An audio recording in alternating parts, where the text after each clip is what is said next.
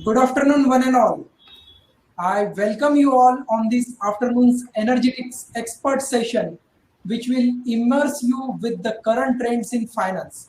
So, I request you all to get ready for interacting with our experienced and dynamic guest of today's expert session and welcome you all to the IIEBM's induction program of 22nd batch, Ignite 2021. I am Professor Neeraj Sathone from Placement Team IIEBM, your host for the session. As you know that this session will be of 1 hour 15 minutes where first 1 hour will be knowledge sharing and rest 15 minutes will be question and answer. You can type your questions in the chat box which will be addressed at the end of the session. If we talk about human psychology, HR policy, people advisory, resilience, growth mindset, self compassion, and motivation, who else can explain it better than our today's guest, Miss Gauri Das? She will talk on EQ and U, emotional intelligence. So, let me introduce the guest. Miss Gauri Das have 15 plus years of experience. She is a head HR at India Factoring and Finance Private Limited. She is a TEDx speaker, HR leader, global speaker, and mentor. Gauri Das is an engineer turned HR professional with keen interest in human psychology. She is a strategic HR leader with 15 plus years of experience in crafting and aligning HR strategy with business goals. She supports business leaders and individuals in driving performance and improving capabilities. She focuses on elevating employee experience by enriching careers, ensuring effective communication, and thus creating an employer brand. She drives the right culture in alignment with organizational values. She carries wealth of experience with both startup as well as established organizations. She loves high energy and growth focused environment. Some of her achievements are HR 100 under 40, Top HR Mind India, TAPAI and Economic Times Young HR Leader, Top 70, WICA Luminary Growth, LinkedIn Person of the Year 2020, CEO Recognition EOQ, Standing Ovation from 300 plus colleagues on day of exit in previous assignment. She mentors students and professionals and support them through her motivational talk and guides them on being future ready. She loves networking and knowing people beyond their profiles bring her happiness and therefore she is a core committee member of Navi Mumbai LinkedIn Local. Passion with compassion is her mantra. So without taking much time, I would like to invite Gauri Das ma'am, a TEDx speaker, to share her view with our students and enlighten them with your knowledge and wisdom.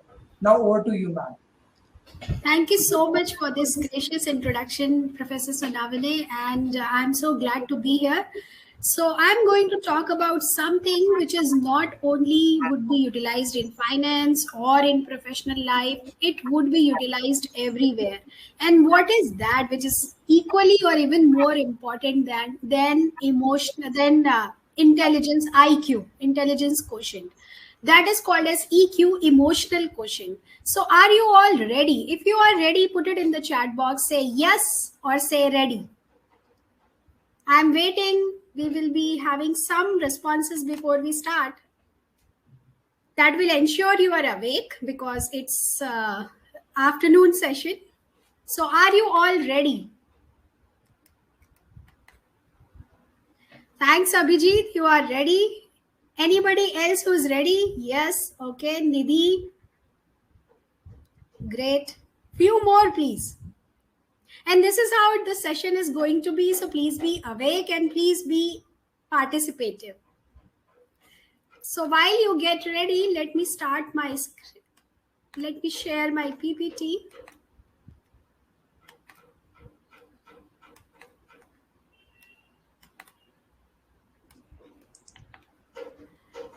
Professor Sonavani, Yes, can ma'am. you? Yes, ma'am. Visible. Thank you.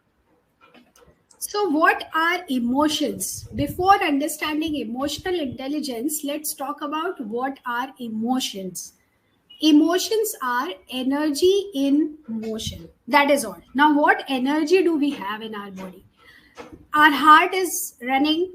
There is brain We have digestion. There are so many other things, other processes from which energy and waves are emanating. And those energies and waves, when they come together, we put all of them together, they become emotion. So first thing which I generally hear from people, they think that men, they don't have emotions, and it's only women's department that they will have emotions and they will cry and they will laugh hard wholeheartedly. That is not true.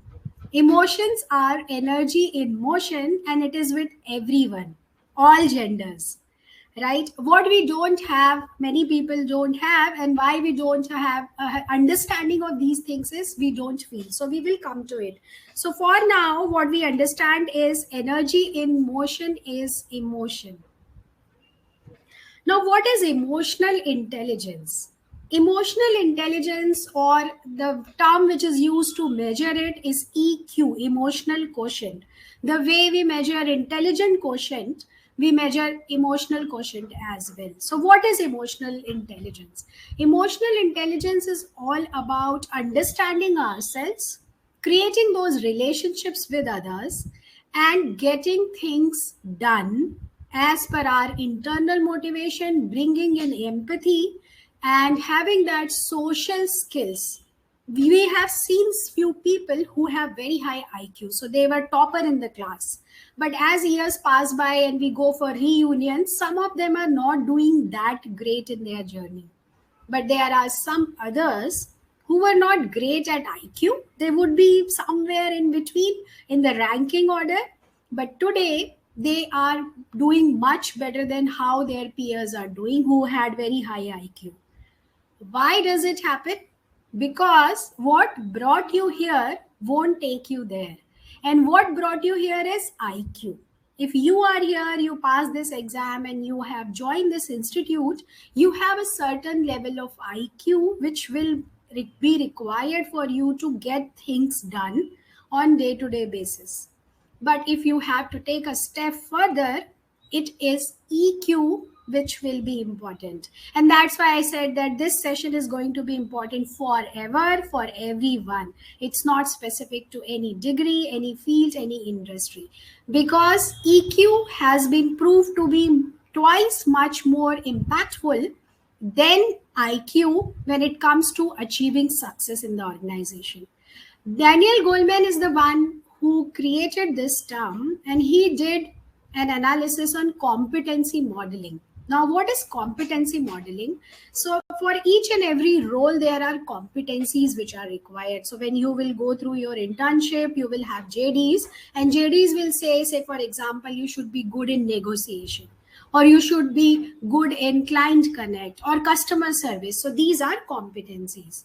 So Dr. Daniel Goleman took competency modeling of 100 plus organizations, and he studied what is bringing success to people at leadership level, at senior levels, and how are they achieving success, even at the entry level. Because today, emotional intelligence is extremely important.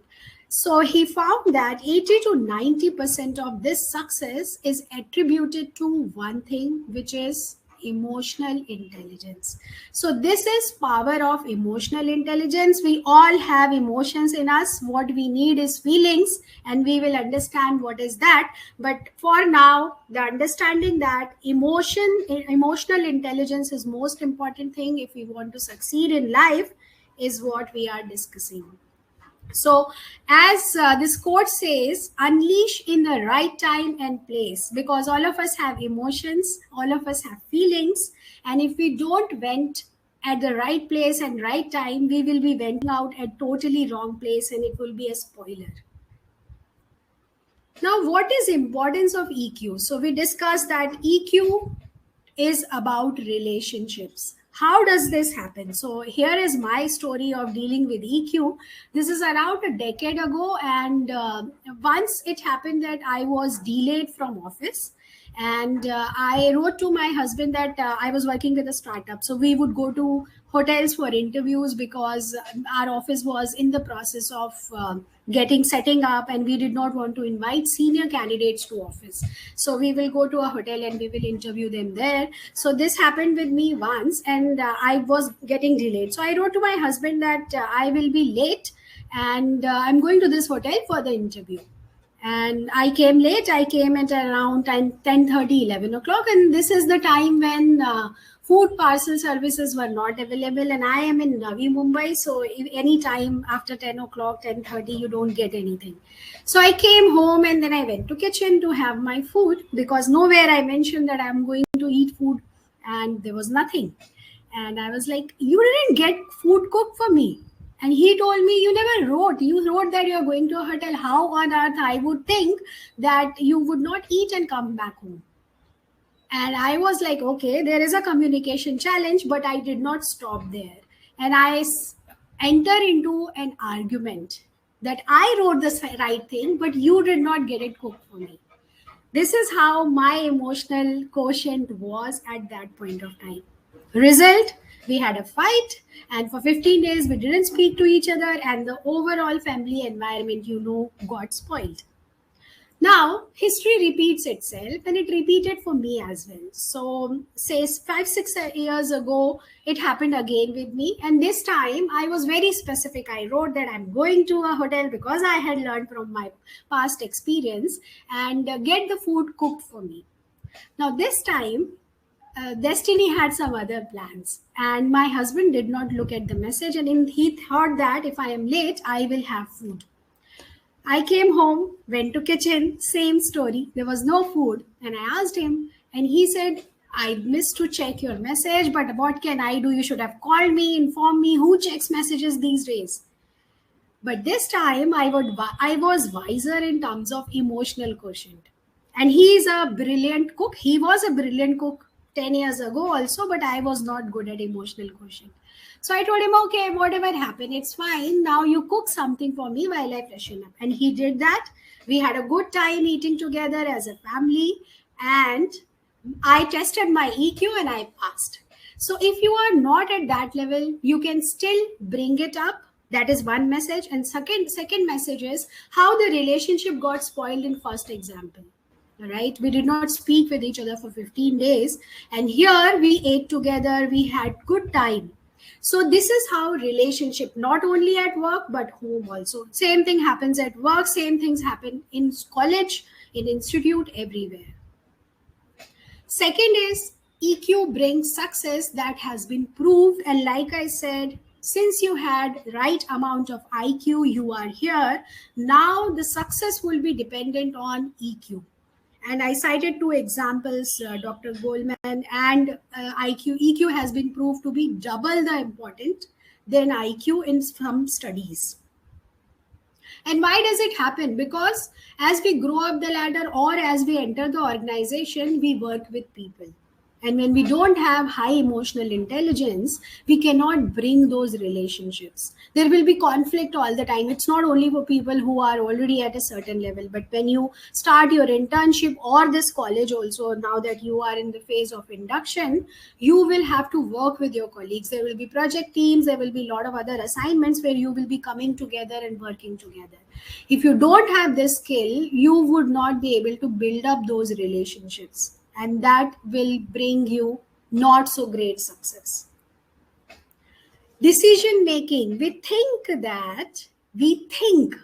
while taking decisions. But the fact is, and has been proved by research, that it's emotions who made us to take decisions. So when we say that we are looking at logic, what we do is emotionally we decide, and then we bring up data and logic to certify or validate whatever we have accepted as emotional state.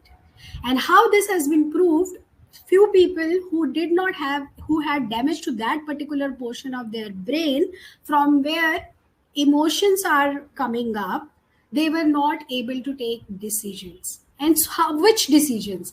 Even what we have to wear for next day is also decided by emotions. So if we don't have high level of emotional intelligence, our decision making also would not be great.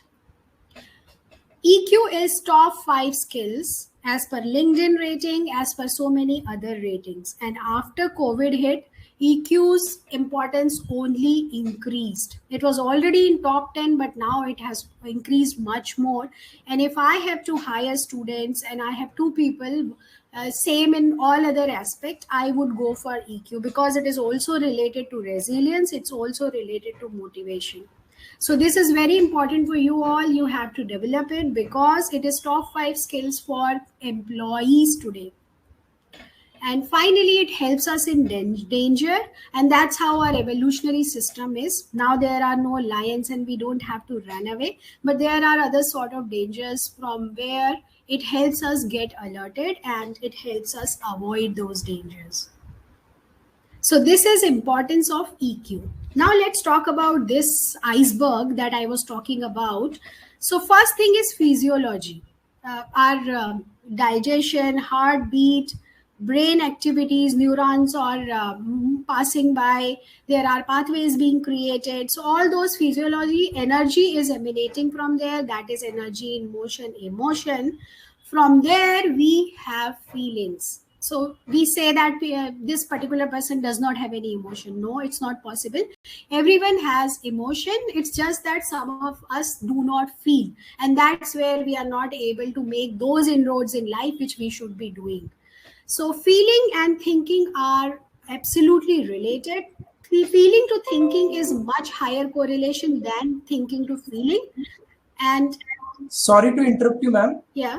Are you forwarding the next PPTs? Because I can see only first PPT, emotions and you. Oh, okay. So you can click on left hand side of small PPTs. No, PPTs were perfect, ma'am. Okay. Only the thing is that visible, the bigger one is the first one only. So just start again, share again. Okay. I will guide you. Yeah, sure. So I am restarting and we are here. Now I can't share.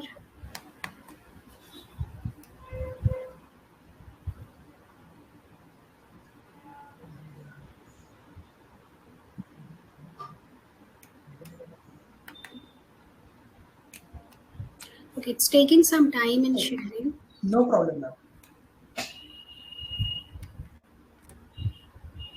When you want to show the PPT, that time the smaller PPTs are there on left hand side.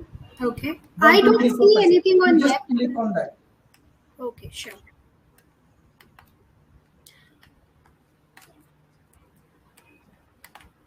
Okay, while we are trying to do this, okay, I can't share even in the chat box.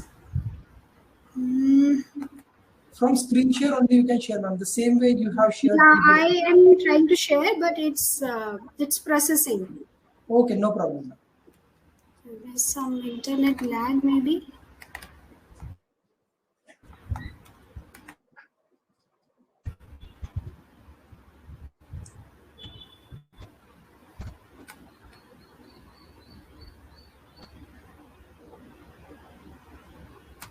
It's taking time. Should I re-log in? Would that be okay? Relogging, no problem. Sure. Sure. Thank you.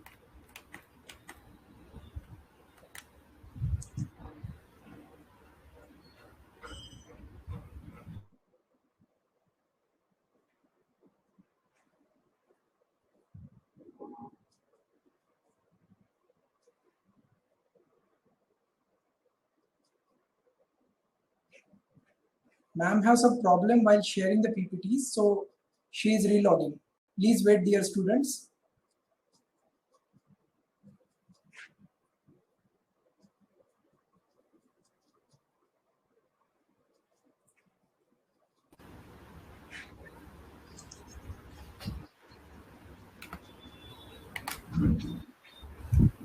Yes, ma'am. Yes, you are logged in. Yeah. Okay, so I will share again. Right. Okay, Yeah, so visible. Yeah, this is visible. Why emotions are important? This slide is visible. You can see on the left hand side there are 1, 2, 3, 4 slide numbers. So whichever slide you want to show, just click there. Right now it's importance of EQ. Okay. I can't see slide numbers. Okay, so when you are pressing next slide, that time click on the left hand side small PPTs. Sure. Or if this is okay, we can continue with it. Yes, yes. Importance of EQ is visible now. Yeah.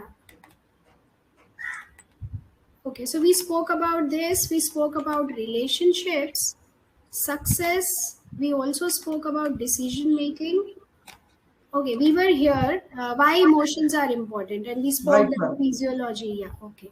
So this slide is visible now, right? Yes, Resolve ma'am. behavior thinking. Okay. So when we have to, yeah, and that's how emotional intelligence comes into picture. That you have such challenges, and then you have to still keep your emotions under control. You don't have to fret, and you are back smiling. So that's what emotional intelligence is all about. And thank you, Professor Sonavane. You were really helpful in maintaining this calm. So when we talk about changing behaviors, or when we talk about results, actually, so I'm trying to do something and my results are not really great, we generally try to go to behavior. We don't look at what's beneath this iceberg. And that's where, say for example, you are told by your professor that this is something which is not going great for you, and you should make certain changes. Now these would be superficial changes. They will work for a while, but they would not change you in the long run. They will not give you the right results that you want in long run. What do we have to do? We have to go to emotions. So remember, emotions are this important that they can change results for us. And now that we know that decision making is also based on emotions, we need to understand the importance of emotions. They drive our result as well. And this also is a study from a Harvard University researcher.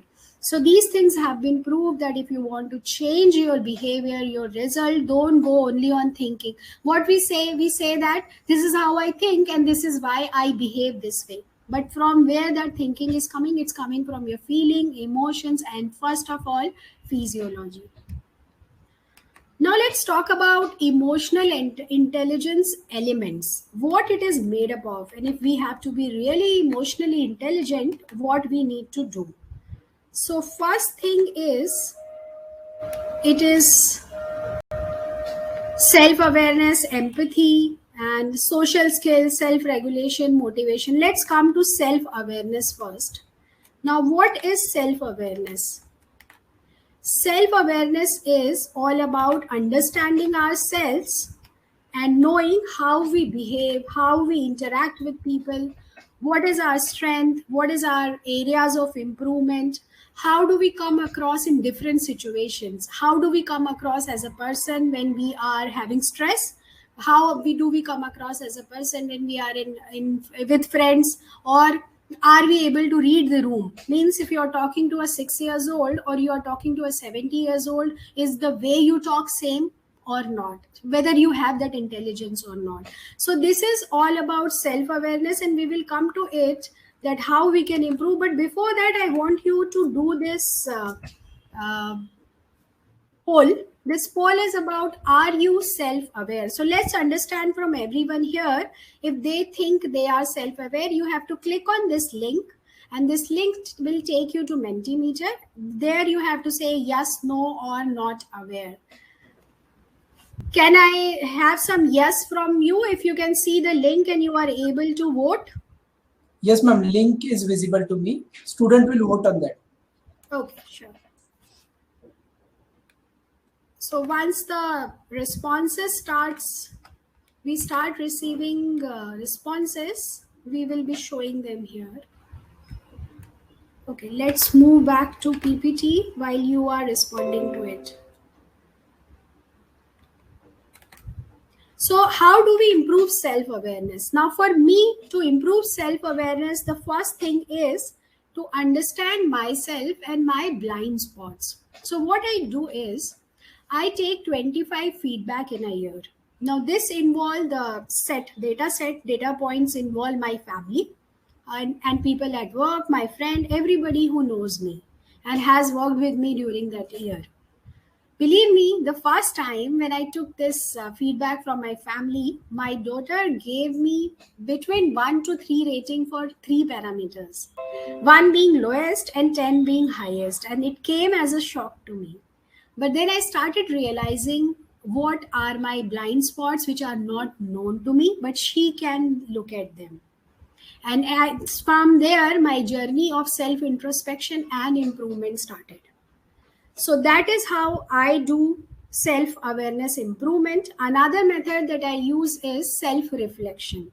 Now, what is reflection? It's looking back and understanding from each and every event what went well, what could was not so good, and what more can be done. But a word of caution here: when you self introspect or when you self reflect, you should not think that this did not go well, I am a victim, and why does it happen with me? The moment you enter into this victimhood, you would not be able to move forward. It will pull you back. So, whenever you are reflecting, be it a failure or a success, remember, even success is important, and we have to reflect on successes also so that we know what is our strength. Most of the times, when our report card comes home, and I remember it from my school and college days, the first thought process would be, what didn't I do well? Because society tells us to move on with our weaknesses, to work on our weaknesses. We don't focus on strength. Okay, that is doing good, we don't have to focus anything on that. But what we know today is that we have to leverage our strengths and we have to work on our weaknesses as well, so that weaknesses become workable, but strengths are extremely important. So look at your successes also. An example on this is of Beyonce, a performer, a singer, an actor.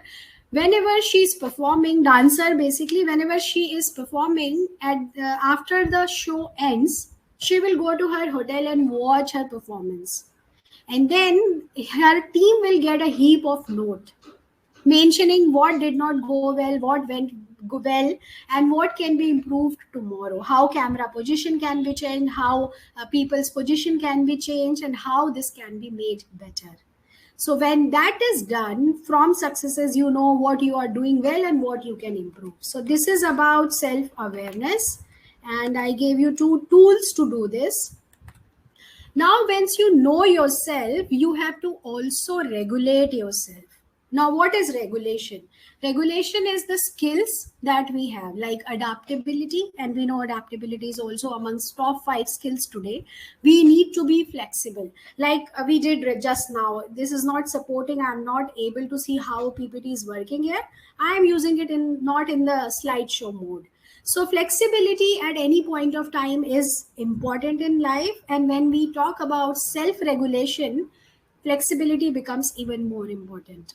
We also should have internal locus of control. What is internal locus of control? Say you have been assigned a responsibility by your mom that this is garbage bag and the garbage truck must collect it today. So you go and you put the bag at the designated place. You do that and you come back home. Now the truck comes and they did not pick it up. There can be 2 instances. One, you kept it at the wrong place, so truck could not pick it up. Now this is internal locus of control. What you were to do, you did not do. In second scenario, you kept it at the right place, but truck still didn't pick up. It didn't arrive, or they did not notice it, or they were in hurry, whatever reason, right? And it was not picked up. Now your mom says it was not picked up. Was that under your control? No, because it is external locus of control. But the internal piece, which becomes much more important, is always under your control. So when it comes to self-regulation, we should have adaptability, we should have self-confidence, we should have internal locus of control. But at the same time, we must know that everything is not under our control, and where to stop is also emotional intelligence. So this is about self-awareness and also self-regulation. Now let's talk about others. So social awareness. Social awareness is another thing that we should be able to understand other people's emotion. We should be able to read their mind. We should be able to connect with them, showing that trust on them, having that conflict management skill. These are some of the things which will come under social skills. Next one is empathy. We all know empathy thanks to COVID. This is most used word in this pandemic times, and why not? That was one thing which was most critical for all of us. Be it an extrovert or an introvert, a senior leader or a starter or a student, everyone faced a challenge here, and all of us had mental challenges and various other challenges, financial issues, health issues, so many things, and it has still not ended. So empathy is to understand from other people's perspective what is happening with them at that point of time. Say for example, you are roaming on a beach and you see somebody is drowning. Now, you will definitely try to help with various means, but think of a situation where somebody from your family is drowning, how intense that emotion would be, how intense that effort would be. That is empathy. Now you know it's your own family. So that is how we have to be empathetic to people, but it is different from sympathy. Daya nahi karni hai, but we have to think like them. We have to think that if we were in that situation, how would we feel? The way we are thinking about people from Afghanistan today. So that is empathy, and that is extremely important when it comes to relationships. If you don't have empathy, then you will not know how the other person is feeling, and you will go on with your routine. So there's a science fiction movie, I can't recollect the name. If anyone of you know, you can put it in the chat box. So in this movie, the male lead goes for an interrogation and he eats an empathy pill. The moment he eats this empathy pill, his senses are heightened. So he can understand when he goes for interrogation whether those people are lying, what's going on in their mind, what they are going to do next. So we don't need an empathy pill for this, but we understand, if we understand empathy and practice it, we would be able to know everything about others because we will be in their shoes. That is power of empathy. And finally, it is fifth element, which is again most critical. It is self-motivation. How we become from a person to a superpower, from a normal person to a super heroine or superhero. So that is motivation. And motivation also can be of two types. It can be intrinsic or it can be extrinsic. Now, if I love reading and I read 3 books in a month, I need not have any extrinsic motivation because I love doing that. So that is something which is coming from within, and I don't need a reward to read 3 books. But think of another situation where you have been assigned a project that you have to submit summary of these 3 books by end of the month. If you do that, you will be getting, say, some reward or some points for that, and that will add to your overall academics. Now, you may be somebody who hates to read books, and it is possible because all of us are wired differently. I might love to read, you might love to watch videos, and there is nothing wrong. And in the new learning and development framework, we say that somebody who watches 6 YouTube videos is equally learning the way somebody who is joining a 6 months long course. So it depends. But say, for example, you are someone who hates to read. Now you don't have that internal value or internal motivation to work on this, and you will be working on this only if there is a reward or lack of it. So if there's a punishment that if you don't do, you will be having a deduction, or if you do it, you will be getting more marks. You will be doing it only for that purpose. So that is reward and internal motivation. Now in life, whatever we do, everything will not bring up a reward. Though organizations will definitely have their systems in place where there will be reward and recognition programs, but for everything, if you think every single day at the end of the day you should be rewarded and that's how you will feel motivated, it's not going to happen. So try to cultivate internal motivation, intrinsic motivation, because that will take you long way. And how will that happen? You need to identify your passion. You need to identify your identity most of all. What do you want to become? How do you want to portray yourself?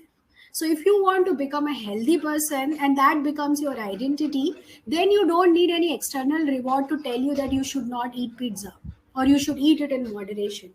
You should get up early and you should go for exercise. All these things will come from within, because now you know you have to make identity of a fit person. So that's how internal motivation works. So this was about the five elements of emotional intelligence. And let's have a quick look if we have received some responses.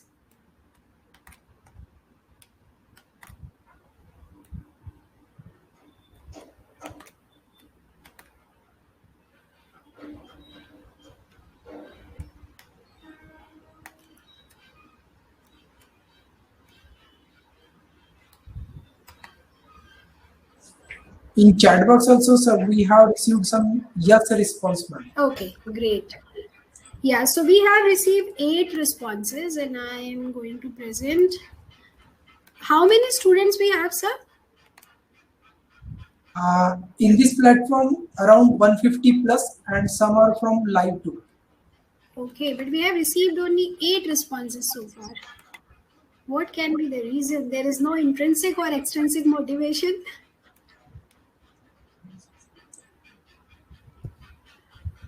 Okay, so this is how we have, and from 8 people, 7 say yes and only 1 say can't say.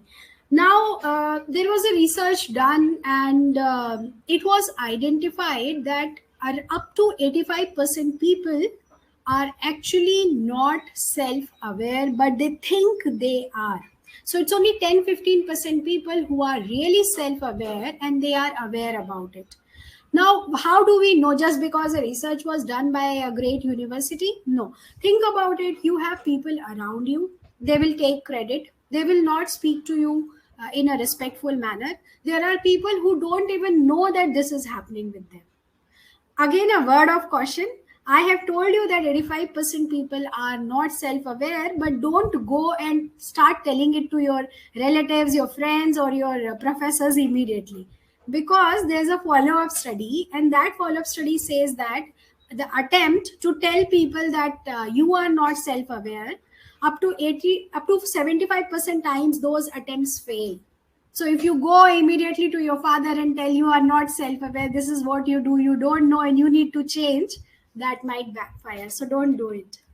Let's move back, but I would really request all of you to be more responsive so that the learning is fun. Otherwise, it would be, I will be talking and you will be quietly listening. Okay, now there's a question also that how do we manage emotion in the chat box? So let's talk about managing our emotions. What all we have learned so far, everyone has emotions because emotions are energy in motion. Then we learned that there are 5 important elements for emotional intelligence. We also learned how emotional intelligence is important, and I narrated a story of my transformation from being somebody who was very low on EQ to now having a good understanding and display of emotional quotient. Now we are moving to managing emotions. In order to manage our emotions, we have to first acknowledge them. Most of the times, we don't even acknowledge that we have these emotions. We will just say that, no, I didn't get angry. If somebody tells me that you got angry, I would say, no, I didn't get angry. You would have seen something incorrect. Did I say anything wrong? It's not important that you said something which showed anger. Your facial expression, everything tells everything about how you felt right now. What was the feeling that was associated with it, right? So these are some of the emotions, and first thing is we have to acknowledge. If I am angry, I must acknowledge it. And so there's another personal story which I would like to bring up here, and it's very important when it comes to managing emotions. So this happened with me around 4 years ago when I was doing my NLP certification. during this certification, they talked about mental models, that everybody has their mental models and that's how they do things.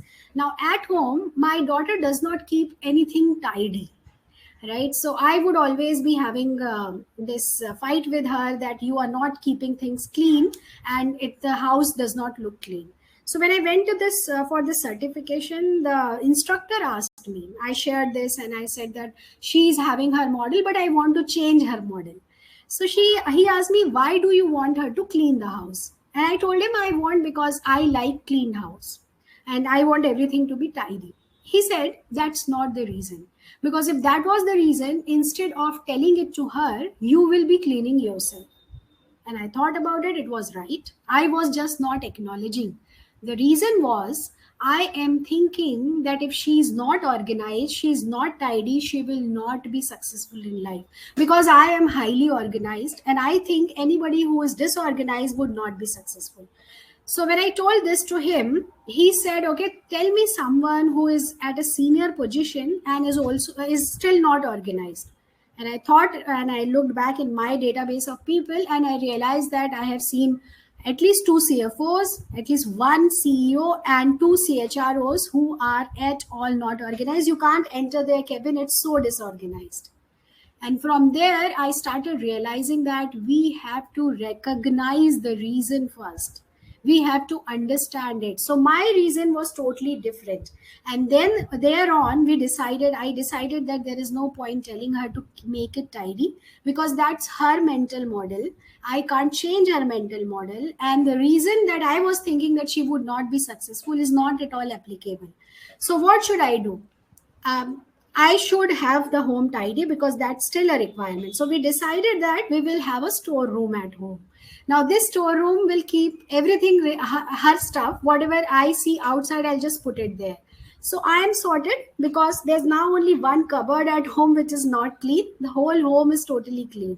And she is okay because I am not behind her life that you have to clean all the time. So relationship has become extremely good and home is tidy as well. So that is first thing, that we have to recognize them. Once you recognize, label them. Now here, yellow color indicates the intensity of emotion. So wherever you see high yellow, they are Ma'am, the strongest. sorry to interrupt you. Yeah. Your PPTs are not visible. Only are you self-aware?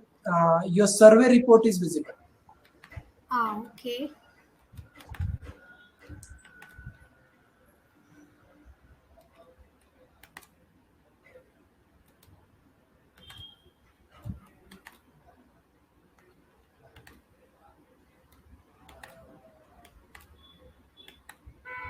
So these were the emotions. Now it is visible, different faces, different emotions.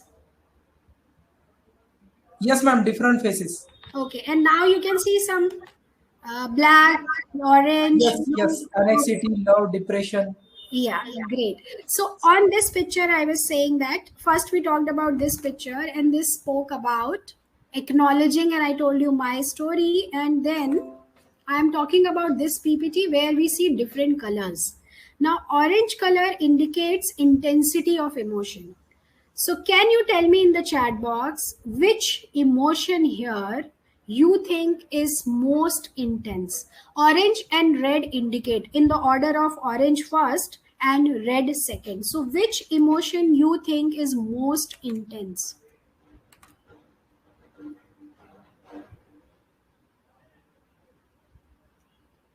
Can I have some responses in the chat box? You have to look at this picture.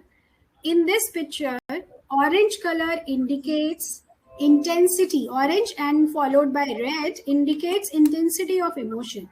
And I'm asking you, which emotion is most intense?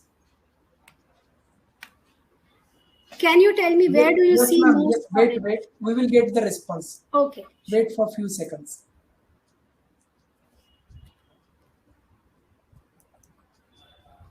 And Abhijit, a very intelligent question, just like artificial intelligence, we will come to it. Happiness is what? Okay, so two responses, happiness.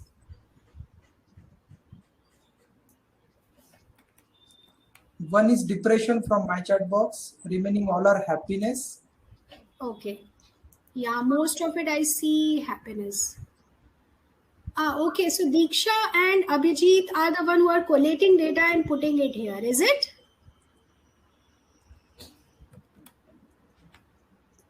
Okay, so most of you have said happiness. Now let's look at the picture again. Happiness is here. It's orange. And I said orange is most, right? So when you look at love, isn't it more orange? And all of us who have ever loved someone, and I'm not only referring to romantic love, any sort of love, we know that love is most intense emotion, right? So that's what it is indicating. And what this picture shows is when you are angry, the physiological changes are in this region. When you have fear, this is how your body react. Likewise, when you are having happiness, it shows up in these areas. So this is physiology of emotion with each and every different kind of emotions when you start feeling them. And this how this was arrived at, around 773 volunteers were shown different pictures so that they can feel different emotions, and once they were feeling it, they were asked which part of the body you have this feeling, and then they shared this. So this is how, and we know that love is most intense emotion. Thank you so much everyone for responding. Okay, so we acknowledge first of all that we are angry or we are having this particular feeling or emotion. Then we understood our physiology from this, that where is it impacting. And then third, it's about acceptance. Once these things are there, we accept emotions. And how do we accept things in life? So for example, you ate a pizza, you are on a weight loss journey, and you ate one, and then once it is done, you start telling yourself, oh, why did I do this? Now my scale would tilt towards right, I would not be able to achieve my target that I had set. Why does it happen to me? Why do I have these cravings? I should not be doing it. All the fun is already gone, whatever you had from the pizza. On the other side, when you start accepting things, you say that, okay, I ate pizza, it was very tasty, I'm going to do more workout, and I will be this can be my cheat day, right? So once you have this thought process, you don't have that guilt, the one which comes from why did I eat it, and it will take me away from my target and all of it, and it tells you that you have accepted it, and that becomes the wonderful thing when it comes to managing emotions. So these are three steps. This is how you manage. And finally, dealing with emotions, some of my thought processes, what has worked for me, are very simple things, and I would share it with you. Number one, respond. I hope you can see my slide, Professor. Yes, visible.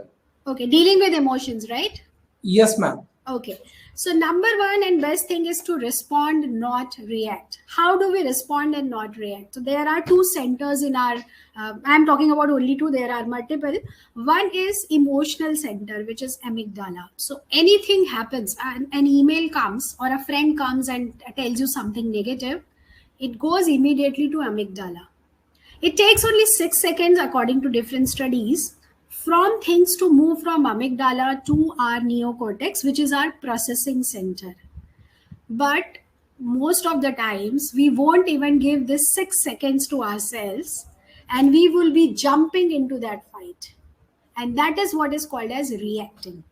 Instead of that, if we wait for this much time and we start responding, because our logical brain will start working. Right now, what is working? It's amygdala, which is our emotional brain. And 2000 years 200,000 years ago, when our ancestors were in jungle, they used it very much because the threat could come from anywhere.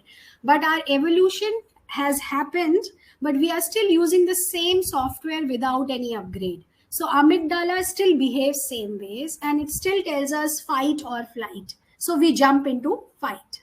So first thing is, give it some time. That 6 second rule, if you can follow it, nothing like it, you will have healthy relationships, and you will not have that after effect of having that outburst, emotional outburst. Second, in meditation, it's really helpful. And for me, I would say it has changed me up to 60-70%. Again, a word of caution: for first 5 months, when I would close my eyes, I would only think about different things that happening in my life. For 5 months, I had to be patient to know, to understand how can I meditate. So start meditating if you have not already. There are so many wonderful apps. There are wonderful links, videos. Start doing it even for 5 minutes. If you do it slowly, slowly, the impact would be compounding, and it helps our logical brain. So that's very important. Know your triggers is another important thing. You should know yourself. Most of you said that you know yourself, so you would be knowing your triggers, what is impacting you, what is leading to emotional outburst, and you should avoid those. Say for example, I cited my example that I don't like disorganized things.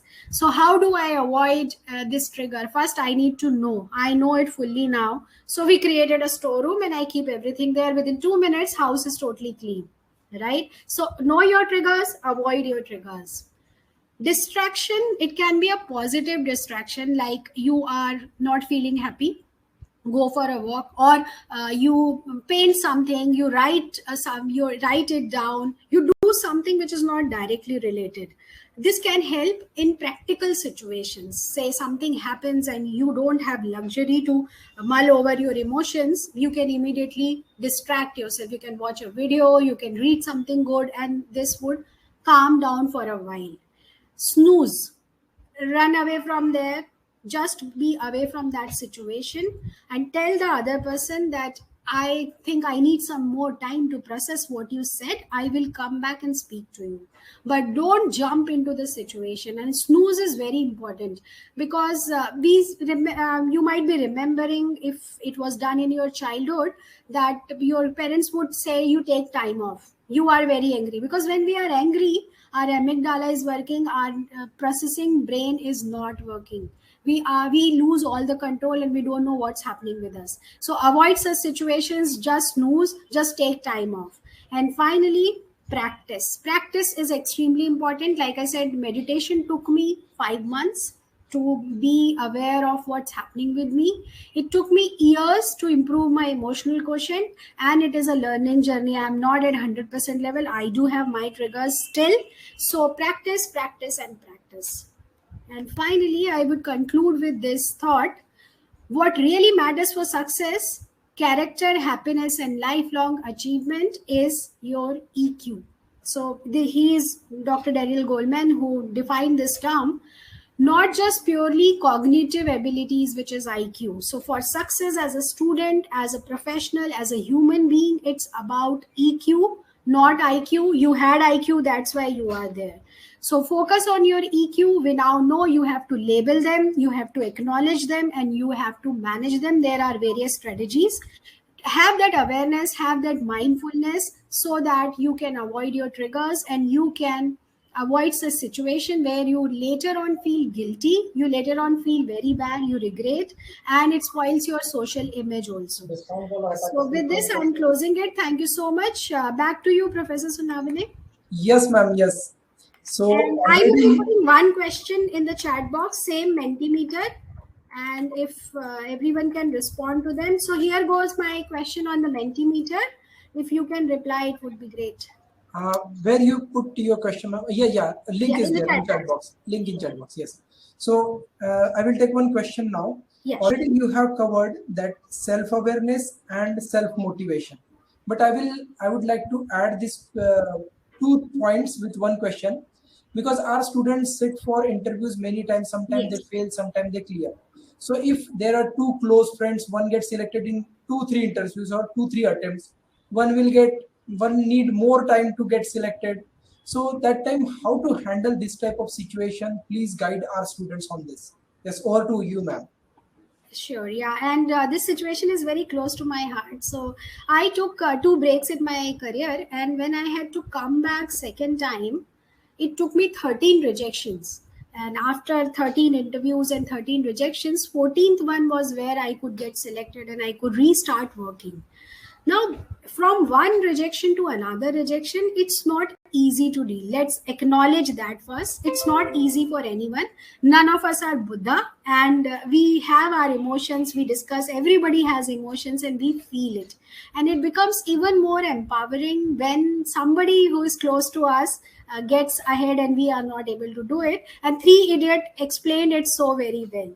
So, yes, it is fact of life. But what we have to think is, all of us are different, and if this opportunity did not work for me, it's not end of the world. I have seen many people, my classmates, we used to have debates or whatever, competitions, or somebody who would always stand first in the class, and I would be mostly second. Now, when I compare our journey, or somebody who was nowhere in the ranking, when I compare our journey, people are at different levels, and everybody's happiness is different, definition of success is different. So we have to understand that one failure or one success would not define my destiny. Life is very long. One opportunity is missed, it doesn't matter. I missed 13 opportunities, but the 14th also was good, and I am here today. So we have to explain it to our mind that one opportunity or one failure does not define me. What defines me is moving from one failure to another, learning and doing better. Say, for example, I'll tell you this engineering exam that I passed. So I was in Madhya Pradesh, and we had to appear for entrance exam for it. People will take break and they will spend a year, like the way I did, and then I passed for this examination. Now, when I look back, I am in HR. I'm not utilizing that. I spent 5 years there. And when I did not get selected along with 12th examination, I felt very disappointed the way you explained. But now, look at the things, how things change, right? So, life is very long. Don't worry about one opportunity, but reflect. Don't forget to reflect what went well, what could have been done better. I hope this answers. Yes, ma'am. Perfect. So next question. Uh, Actually, you have shared story of food cooking at your home, your Yes, husband and you. yes. So our students want to know that when they are entering into any of the field, means even after their PG, you can say, they have the family pressure, they have to study, they have a job responsibilities. So different things are there merging up at the same time. So how you will see to this situation, and what will be your suggestion that if these skill set student will develop in themselves, so it will be helpful for them to overcome the problems or the crunch in which they are entering or they are facing. Yes, over to you, ma'am. Yes, so let me summarize what I understood. So, from this story, they are asking that how they can improve. Yes, ma'am. I will repeat it. Okay, That is, I will repeat the only key points. That is family pressure, study, and job. okay. If three are get merged, how to overcome? And yes, over to you. Okay, got it. Thank you. Thanks for this additional effort. So, yeah, we all have it. And if somebody says that it's about life and work balance, I would say there is nothing called as life and work balance, because nowadays everything is 24/7. And COVID told us it even more. Now it's even more apparent that everything is all the time. Now we have to look at again its trigger, family pressure. So how do I manage this particular thing? Communication. Even in my story, the first thing started from miscommunication. I did not communicate well, and that's where he couldn't understand. So when you have family, you have studies, you have work pressure, you have to first speak to your family members that this is what I am in, and you got to support me, right? So that one thing will be taken care of, because I'm sure your family would be supportive enough and they will be there to help you, so that you can take care of. Now your studies and your work, again, if you are studying something which you really love and you are doing something which you again love, you would not feel this pressure. And if you are not liking it but you have to still do it, think about again that identity, that purpose. Why are you doing it? If you link it to your purpose, nothing will become a work for you. So if you are doing it because you need, what I understand at this level, if somebody has to work, they might be supporting their studies or they might be supporting their families. If that is the purpose, gain happiness from this support, gain happiness that you are self-made. And also remember that gig is future, and if you are already working, you are already gigging, you are actually making a good CV for yourself, not only as a gig but as a full-time employee. So communicate, talk to them, so that this is taken care of. If it is not, because sometimes I have seen that families are not able to extend the support that is required, then you have to keep your eyes and ears closed, because you can't keep on listening to everything that people say. Feedback is important. I do take 25 feedback, but I don't implement all 25. I have my filters to understand, I have data to understand, and then when it matches with the logic and data, then only I take action. Otherwise, I will have conflicting views. People will say anything and everything. So take feedback, speak to them, whatever they say, listen, but not every time you can listen to them. Otherwise, you will not be able to move forward. I hope this Yes, helps. yes, ma'am. Yes, thank you very much. I want to know any of the skill, means any of the thing which happened in your life which changed your life completely. So, skill or anything which happened in your life, please share your view on this, ma'am. Yeah, so not one thing, but there are so many things happening in life, and that's how we become what we are. But if I have to pinpoint one thing in terms of emotional intelligence, and since this is what we are talking about, I'll narrate a story from. So, my daughter is now 12 years old, and when she was around 3 or 4 years, restarted working, and I had that superwoman syndrome. So, I would think that I need to be best at home. My home should be spick and span and everything should be great. At work, I should be always getting meet more than meeting the expectations, and my daughter should be participating in all activities which are there on earth. So I will have these sort of things, and I will always be in pressure. Like somebody said, I also face this situation that I will have a lot of pressure from all the areas. So this happened with me also, and in such a pressure, I would generally vent it on her. It generally happens. Whosoever is not as strong that they will resist, you generally vent it on them. And this was a very important lesson that I learned in my emotional intelligence journey. So one day it happened, and my mom was home, and I was venting it on my daughter. So she said she cannot speak or she cannot fight back. You are doing it with her, and those words are with me till today, and it totally changed the way I used to handle, I used to manage having that conversation with her. So that was a turning point. It's very true. I would not tell it to my boss because I know he has some power over my career. I would not tell it to my mother. It can be respect, it can be power, it can be anything. But somebody who is weak, we always do this to them. So when we are emotionally intelligent, we have to understand that it's relationship. It doesn't matter whether it's a child or it's somebody who is very senior, but it's respect for all. As an individual, I need to respect her as well. So this was the one of the tricks. Thank you, ma'am. Thank you for your valuable inputs on this. So I will take last question now from Abhijit. It is in chat box. Yeah. Nowadays we are moving towards AI. So is that emotional intelligence is going to be less valuable, or also are going to get EQ in future?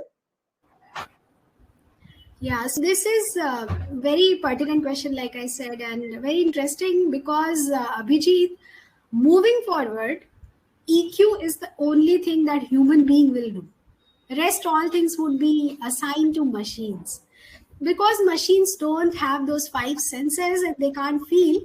They are not in a position to do these things, and that's where the importance of emotional intelligence is increasing day by day. It's not decreasing, because we will be managing both machines and human being. Maybe by the time you are out of college and you start working and you have a leadership role, you have three robots and two people reporting to you.